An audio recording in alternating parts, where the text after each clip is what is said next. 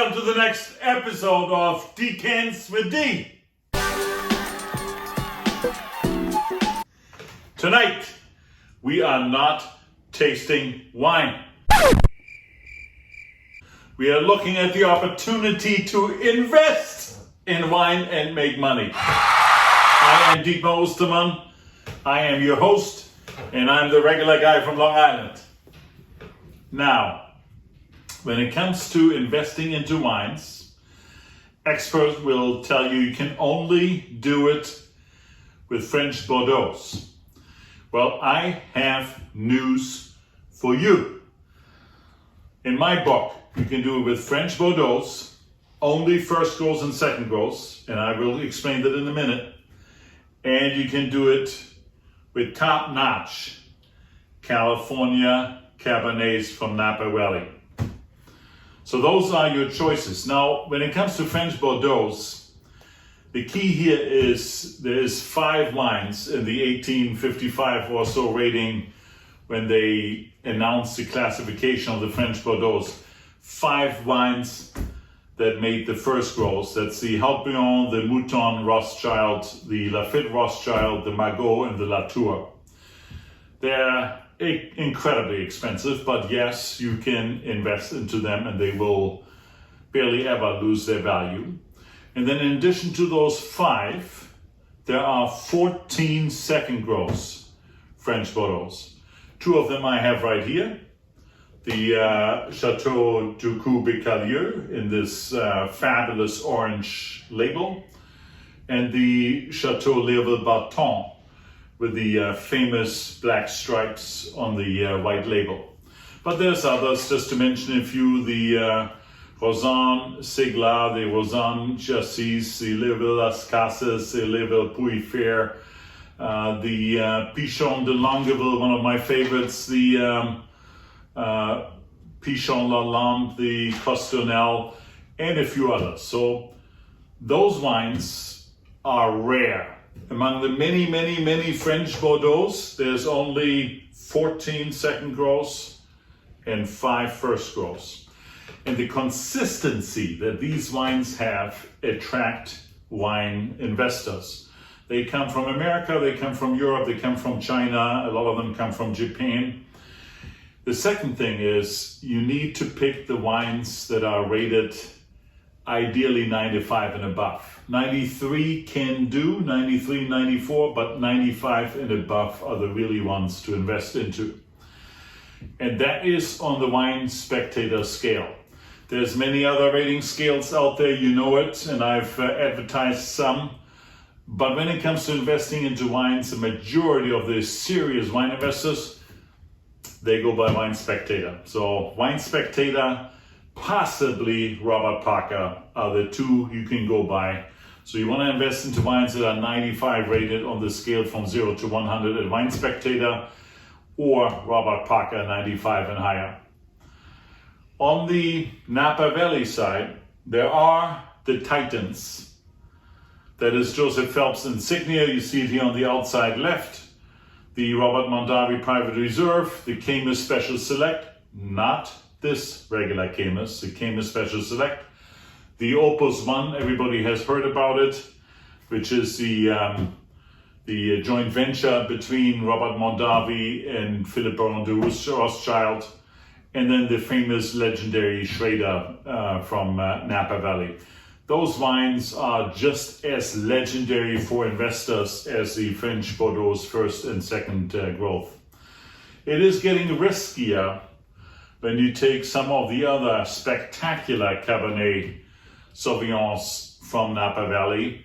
But, for instance, this one right here, the Meyer Caymus 2015 Napa Valley Cabernet, I'm extremely high on because it is not only rated 96 points on the legendary Wine Spectator scale, but it also was rated from all wines that were rated in 2019 by Wine Spectator, the second among the top 100.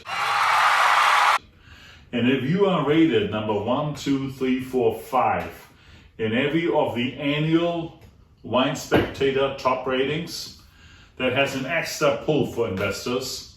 So this one I bought this bottle for $125. In very short order will be worth $250 and probably very soon $350 in less than 5 or 10 years. So coupled to the basics when you invest into wine and the way I calculate it. So for instance, and I made a couple of examples here. So with the Ducou Bécalieu, this is a 2006, this is a 2014. The 2006 was rated 95 points in Wine Spectator, so was the 2014, also 95 points. That's why I have them. And in fact, I only have 2 of the 2006, but I have a whole entire case, 12 of them of the 2014. So why? Most likely in my case, I will be drinking them, but I could easily sell them. So let me give you the example here. The Ducou Bécalieu, when I bought it, probably was worth the 2014, I'd say $160. The 2006, which I bought a lot earlier, probably I paid $130 or so for it. Today I looked it up on Vivino. I can buy both of these wines right now. The 2006 sells for $320 and the 2014 sells for $332. So that's easily double what I paid for. But that is buying more on Vivino. That doesn't mean selling. When you sell, you have to sell via auction. Unless you have some friends that are collecting wines, they will buy them. So I go by winebid.com. I have it open right here on my laptop, winebid.com. And I looked these wines up today. There's an auction going on every single week where you can bid. And at, I think Sunday night, the auction closes. And then the highest bidder on a particular lot or on a particular bottle wins this. So for instance, on the Ducou Bécalieu, these 2 vintages are not in this week's lot, but there is a 1982, which is a legendary year, but the Ducou Bécalieu was only rated 91 points. That is on auction right now for $280. So it tells you probably, I wouldn't be able to get 330 for these, but I probably would be able to get 280, maybe 290 or $300. And if I bought it for 140, and yes, this is in this case for the 2014 only 6 years later, so I probably bought it in 2016. So realistically, I invested this money 4 years ago. So I have to calculate my interest on the money that I invested. So if I invested $140, 4 years interest of maybe 6% or so, that brings the whole entire investment now up to about $200, $250. If I get $300 for it, not only did I get 6% investment, which is my inventory carrying cost, but I made an extra profit of $50, $60 on that bottle when I sell it. Same with this 2006, so in these cases this worked. On the Léoville Baton, the ratio is actually even more phenomenal. So the 2016, which is 2 years newer, it's basically one of the last vintages out. That wine was rated 97 points, an almost perfect score. I bought it for $98. It sells right now for $200 on Vivino. I looked it up on winebid.com. I can auction it tonight for $225. So most likely because of the high score. Also, this bottle, I think, was in the top 3 of the Wine Spectator years, wines of the years. It is just very highly rated, and I could get easily probably $200 to $225 for it. And I just bought this bottle for $98 2 years ago. So that shows you these are wines where you can make money with. And I already made the case for the Maya Camus because it was 96 points and because it was rated the second of the wines of the years by Wine Spectator last year. I think I will get my money out of this.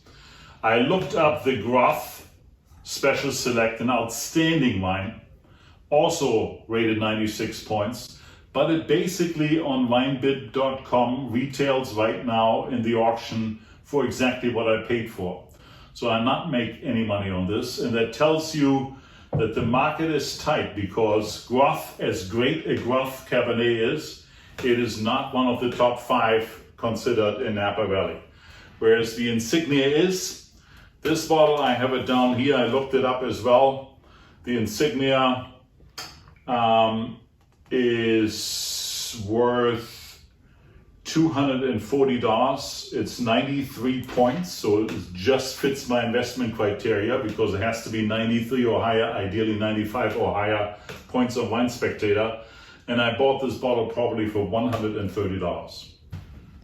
All right, to summarize for you, I need you to invest into French Bordeaux, first goes or second goes. First goes 5 wines, second goes 14 wines. Or into top-notch Napa Valley Cabernets, like the Robert Mondavi Private Reserve, like the Philip Joseph Phelps Insignia, or the Schrader, or the Opus One. That's rule number 1. Rule number 2, it has to be Wine Spectator rated 95 points or higher. Robert Parker goes as well, but no other rating agency. Number 3, ideally you invest into wine that was mentioned in Wine Spectator's December list of the wines of the year in spots 1, 2, 3, or 5. That's what people will buy for. And then last and most importantly, and I forgot to mention it earlier, you have to buy the wines when they first come out. Because within 6 months or 12 months, they will be speculated up already. And you want to buy them when they first come out. When the Caymus first comes out, every year it's $75. That's when you want to buy it. When this Meyer Caymus comes out, it's about between $100 and $125. That's when you want to buy it. Not a year later when it's already at $150. Those are my rules. So those are my Dietmar's basics on investment into wine. If you like this show, please like it and subscribe to my channel, and I see you next Sunday.